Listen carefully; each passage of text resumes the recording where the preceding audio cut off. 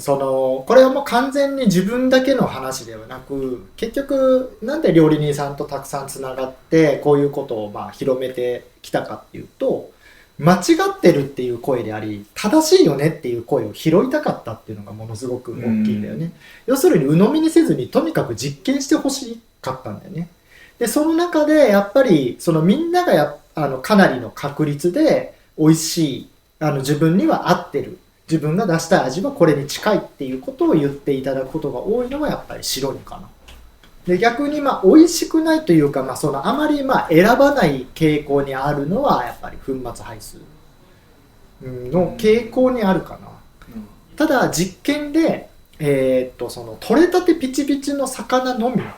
粉末排出も美味しいケースがある。でまあ、間違っちゃいけないのが基本的に雑味と臭い香りっていうのを、まあ、細胞を壊すことによって、まあ、出してしまうっていうのが、まあ、包丁の切れ味なんだよね。でその時にもう究極まで切れれば切れるほどそれも低減させれるし、逆に努力してもノコギリになるような結晶構造を持ってるのがまあ粉末排出だったりするんだけど、それはやっぱり努力でカバーできないんだよね。でそういう結晶構造のもので潰した時、実は雑味と臭い匂いが出てない状況においては逆に潰した方がらしい香りとからしい味が強く出てくるケースもやっぱあるんだよね。魚の場合基本的にはやっぱり時間との経過で劣化というものの特徴的な匂いがやっぱり出てきて、それをすごい好む方もたくさんいらっしゃるから、それがいい悪いは別なんだけども、それを嫌う方々からすると取れたてピチピチの魚を選ぶんだけども、その時にやっぱり粉末排出とかで切ってあげると、逆にそういうネガティブで鮮度がいい魚を好んでる人たちが嫌がる匂いが出てないと潰してあげた方が逆に味が濃いってなるケースもある。だから、ね、結局は潰し方の問題にはなってくるんだけど、ただやっぱりまあそういう、ね、雑味とか、まあ、臭みっていうものがあればあるほど引っかくという結晶構造をしているものの方が、まあ、強くそういうものも出してしまいやすいとは言えるよね。裏返しで言うと、例えばだよ、めっちゃ切れない包丁でリンゴ食べて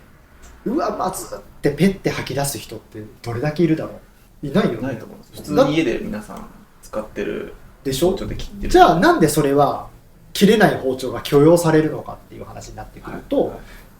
嫌な匂いとかネガティブな味があまりないものの場合、まあ、あんまり好みの差が分かりにくいっていうのは事実あるよね。そう要するに切れ味が影響を及ぼすところはどこですかっていうと、味と香りだけで言えばだけど、嫌な味、ね、苦い酸っぱいとか辛いとか渋いとかそういう味と臭いって思う方の匂いに、まあ、影響を及ぼしているんだっていうのはまあ